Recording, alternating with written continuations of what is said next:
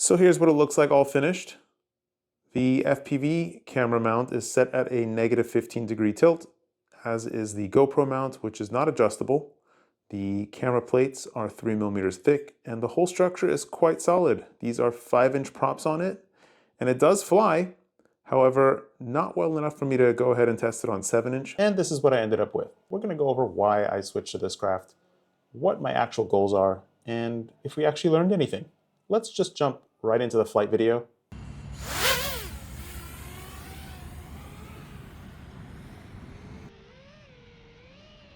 This was genuinely the first flight, and I didn't have a lot to say about it because I hadn't tested much. All I can really say is that it flew a whole lot better than I expected, and it warranted further testing. And after a lot more testing, I discovered that the thing cruises real nice, way more efficiently than a typical 7-inch craft that I have.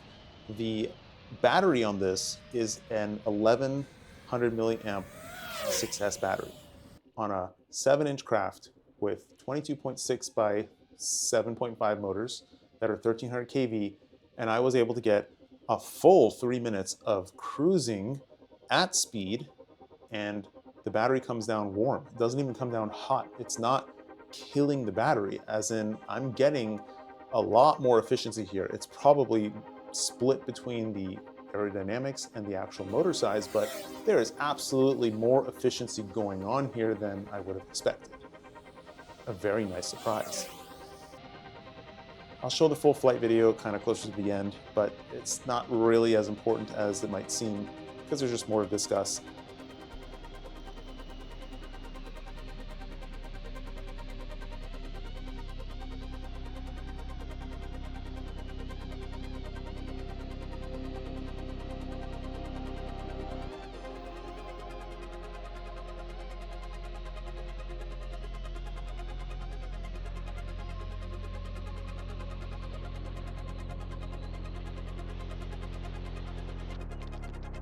When I'm testing frames, I look at the black box logs 3 different ways, trying to pull as much information out of it as I can, and these are raw gyro logs.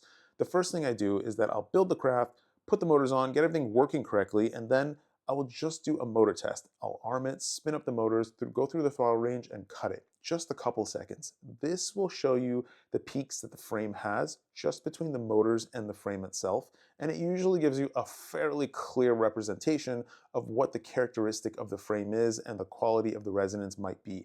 Now, this particular, well, I'll get to the noise floor, but then after that, I'll move on to a 5-inch test. If the frame is designed for larger props, then I will first run 5-inch, hover that, take a look at that, very closely assess that, compare it to my motor test, and then, and only then, if everything looks good, I will then move to the default prop size, which in this case is 7-inch, but I built 14, 15, 16-inch prop size crafts, and they have I have gone straight to doing a default prop size test, and they have almost killed me. So I don't recommend anybody move straight to the full size prop size just as an initial test. For that very reason, it's just generally unsafe, especially when you're testing all sorts of weird designs, which is what I do. So yeah, don't do that. And I will gradually move up prop sizes and take a look at the black box logs to make sure I'm not exciting anything weird that's going to kill me before I actually do a full test. So let's take a look at this chart here. This is the motor test for the H frame design, the one with the long spindly arms. Now, what this is showing you is the roll, and this is just the motor test. And over here you see there's a peak like around what, 80, 82, and there are some jaggedy lines down here, which I'll get to at the end, but these jaggedy lines down here are the real concern in my opinion. I've just seen it so much. And here's the pitch. Now, this looks like a giant peak at 75, 80, and this is not good, clearly, and you still have this bit down here. Remember, there's no control going on here. These are just, this is noise, so I'm just running through the throttle. There's nothing else going on. Note that the noise floor here is extremely, extremely low. There is nothing else going on the craft, so whatever peaks that you see here are grossly exaggerated, and that is a good thing because it tells you what the frame is actually doing before you actually go out and fly it or test it in any other respect. So this is very helpful. Doesn't mean it's going to show up in actual flight, but it's very helpful. And then we look at the yaw and we get a little bit of a wobble there in the yaw as well, which is to be expected because this is just what you would expect the arms to do. They're going to wobble in the yaw a little bit here and there as well.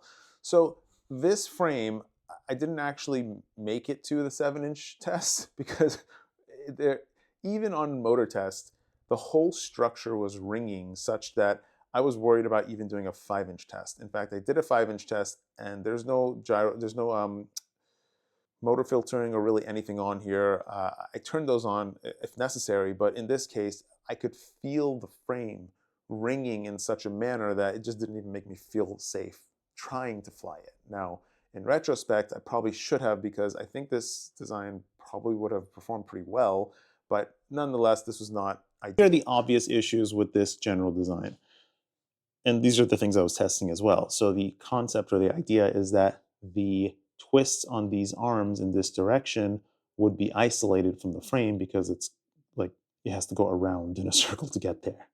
And the hope and dream was that this piece, which is 10 millimeters thick by 13 millimeters wide, would not transmit the twist in this direction into the frame, so pitch would hopefully be clean. That is definitely not what happened. So what actually happened was this is definitely not robust enough to prevent transmitting the twist in the pitch direction into the frame. It actually amplified it and put all of it, because you have this giant torque lever twisting in this direction on this arm. However, yaw was pretty much clean, and roll was also very clean and not a problem as well. Roll with the 45-degree arm here is not going to have as much of an issue because there isn't as much up-down in this direction. Yaw would still be an issue because there is a yaw still in this direction, and the arm is wobbling in the front and back like this. It's going like this. So that's where the yaw issue was coming in. But it's not a yaw, it's not an issue, it's just there. It's not going to cause any problems. So now let's jump to the newer design. And this is actually the 5-inch hover test. I've skipped the motor test. We'll just go to the 5-inch hover test here. It's just easier to see. The motor test was pretty clear. It's a waste of time to go over it with you guys. But so here is a 5-inch hover test, and this is the roll. Looks great. Real short hover test, but looks fantastic. You get those jaggedy lines at the bottom, which are super annoying. But now let's look at the yaw. Looks pretty good. This jaggedy stuff at the bottom, very frustrating. Then we look at the pitch, it's a freaking mess, total disaster. This peak over here is frustrating, and all this stuff is messy. But you know what? The physical experience of flying the craft on the 5-inch props was sufficient enough for me to move to 7-inch without feeling like the craft is going to kill me. You have to blend your experience with actually flying it versus what you see in the black box logs. What I'm looking for are things that are going to pop up and I won't notice, and it might lead to problems, because again, safety first. I'm all about not killing myself. That's my #1 objective here. This design is much more traditional, and that's why the overall resonance noise profile of this general design was more traditional, because it's more of an X. It's distributing the noise appropriately. It's transmitting it directly into the frame, much like a traditional X. No real surprise there. Looking at an actual flight test with this frame, I did throw a notch on there just to be super safe. And you look at the roll looks pretty good. The pitch looks pretty good. The yaw looks pretty good. Everything looks pretty good on this graph. So why am I getting these low throttle wobbles, and even mid throttle, anywhere in the throttle? I just don't get a FPV video quality that is fully locked like a 5-inch. Now, what I'm gonna present is what I think is the problem with all of these weird wobbles and weird issues, and that is genuinely these little jagged edges at the bottom here. So this is noise. This is a motor test. That's noise down there, and this is not something that any kind of finite analysis has ever shown me, because this is at like 10 hertz. And when you have any kind of noise that low, you're never gonna have anything that flies cleanly. And I have never been able to find something that can clean up that particular area. And now it's not just like vibration noise, it's resonance noise. And that's why it's showing up here. And the difference between vibrations and resonance is extreme. Vibrations are fine. You can deal with vibrations. Resonance is the problem, because it's like a feedback loop. So through my whole adventure of 7-inch, there's nothing I can do here. I'm like stuck. I'm at a loss for words at why I can't figure out how to deal with this. And now the positive thing here is that the H design did further validate my concept of H frame designs. So to show you an example, this is a design that I did test.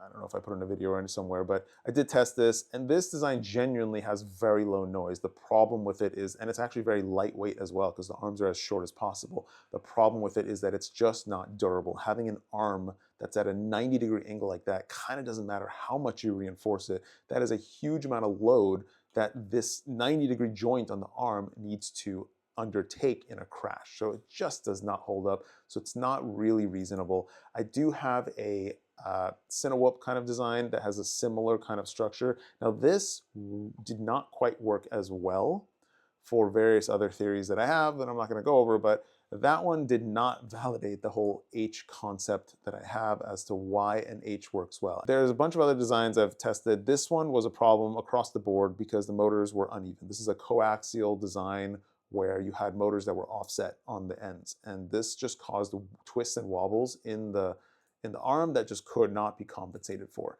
Now this particular design, this one does work, but again, I had that offset motor. I hadn't figured out that that offset motor design was not a good idea. But this design does work well, but still I mean, those are still long spindly arms. They still result in some noise problems that can't be compensated for.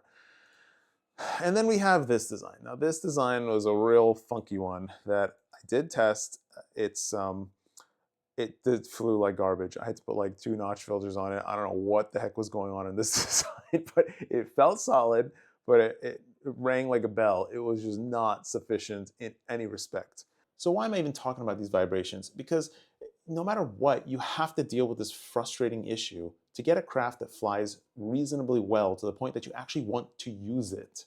And everything I built, all of it flies reasonably. I am really over-exaggerating these issues, but the problem is that my 5-inch crafts fly so well, it feels like I'm flying a simulator at this point.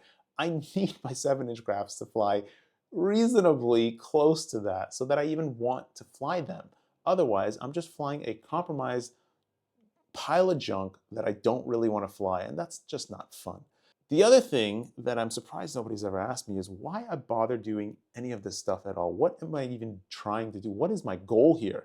And I thank you for the community for never asking me this, but realistically, this is just my hobby. This is fun for me.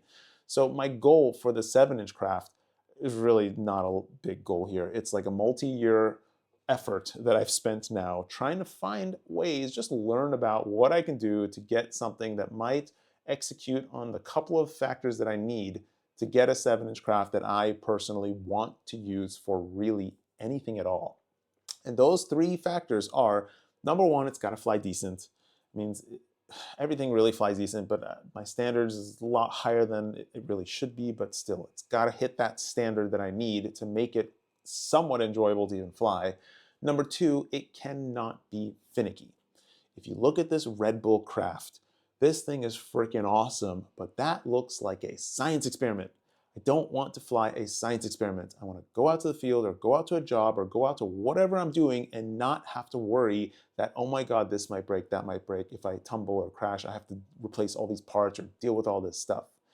On top of all this, if you look at the flight qualities of any kind of a top speed craft like this, I've only flown 3 of them, and all of them have been very wonky. They've all been 5-inch.